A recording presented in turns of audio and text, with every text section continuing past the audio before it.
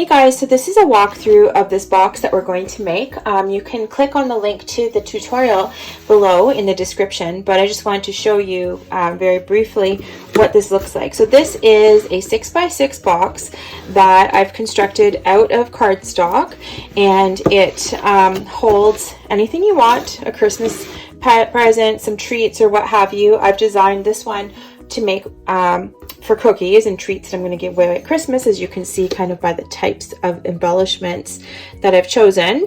Actually, these I've all fussy cut from the paper, and you'll see this uses one 6x6 pad and just a few sheets of 12x12 cardstock, so it's pretty economical and just really has an impact. I think it's super cute. So just very plainly decorated on the sides, nothing too crazy, just using that 6x6 paper. But once you lift the lid off, this flips open into a little album. So not only do you have a little box for treats for people, or a little gift, but also then they get to keep this little album. This actually, if they don't want to keep it as a box, they could actually just fold it up very carefully, probably that way, and put this away with their photos in it without having to have it set up as an entire box the whole time. I know my mom, if I give her stuff like this, she's usually like, well, where am I supposed to put it? She's not a scrapbooker, but and you can just kind of sneak it into the lid and put it away like that for safekeeping.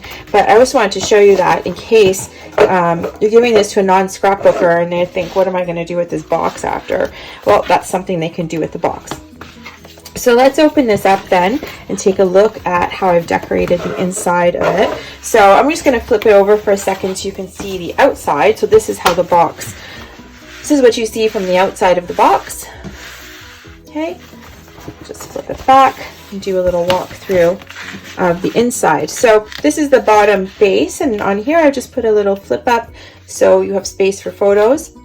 And then these two sides flip open, but they're usually tucked under these tabs to stay shut.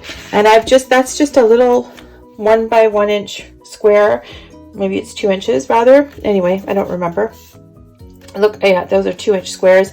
And I've just sort of glued these halfway down and tucked these under so that it stays closed. You don't have to do that. You can see I didn't do it on this side. And all I've done is really simply create little pockets. I flipped these the other way. So here are the pockets on the outside, here it's on the inside. But you can see we have lots of space for photos and little pockets for photos and photo mats and what have you. There's just a little booklet I created for more space. And you can see here some more little cards that I've tucked in there. And so lots of space for photos, keepsakes, what have you, and a nice little gift box at the end of the day. So just to put it back together, you kind of have to hold it all together at a time. So kind of stretch your hand out a little. It's a good hand exercise. Then we just slip the lid back on, and there you have it. Cute little 6x6 box, which you can adapt into any size that you want. I don't know if I would go bigger. Like, as you see from just putting the lid on, it can get a little bit unwieldy, but you can go a little bit smaller as well. But hope you guys enjoy it. The link to the tutorial, again, it's in the description, and if you like this, please like and subscribe.